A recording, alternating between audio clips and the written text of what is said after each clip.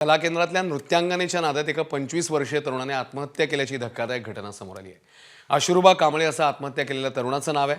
धाराशिवच्या साई कला केंद्रातल्या नृत्यांगनेने सतत पैशांचा तगादा लावलेला।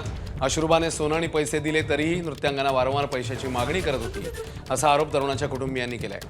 इतकंच नव्हे तर नृत्यांगनेसोबत असलेल्या प्रेमसंबंधामुळे पत्नीही सोडून गेली, तरीही तरुण नृत्यांगनेला वारंवार पैसे देत राहिला, अशीही माहिती कुटुंबियांनी दिली आहे। तर अश्रुबाने आत्महत्या केली नसून त्याची हत्या झाल्याचा आरोप कुटुंबियांचा आहे। या प्रकरणी पूजा वाघमारे या नृत्यांगनेला पोलिसांनी ताब्यात घेतलंय आणि पुढची चौकशी सुरू आहे। ती म्हणायची तू माझ्या संग राहा आणि त्याला ब्लॅकमेल केलं तिनं पैशासाठी आणि तिला माझ्या इथं मी इथून घेऊन गेले माझ्या भावाला, तर ती म्हणली मला 8,800 तू पाठव अशी बोलली।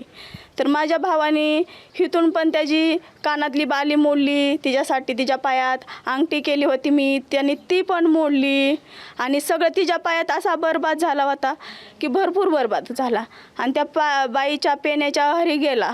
खूप चांगला होता तो, मनस्थिती त्याची बिघडवली त्या बाईनी नादाला लागून तिला आहे ना घरातून घेऊन गेले त्याला आणि ते आत्महत्या करायची। ते फाशी घेतली असती साहेब तर वरनं साडीने कशी काय फाशी घेतली? 100 किलोचा माणूस उचलतोय का साडीच्या फाशीने? हां, त्याला काहीतरी करून हे केलेलं आहे, अन्याय झाला आहे त्याच्यावर आणि 24 वर्षाचा आहे तो, लय मोठा बी वयाने नाही आहे। आम्हाला न्याय पाहिजे, हे असलं बंद करून टाकायला हवं ते। एबीपी माझा, उघडा डोळे बघा नीट।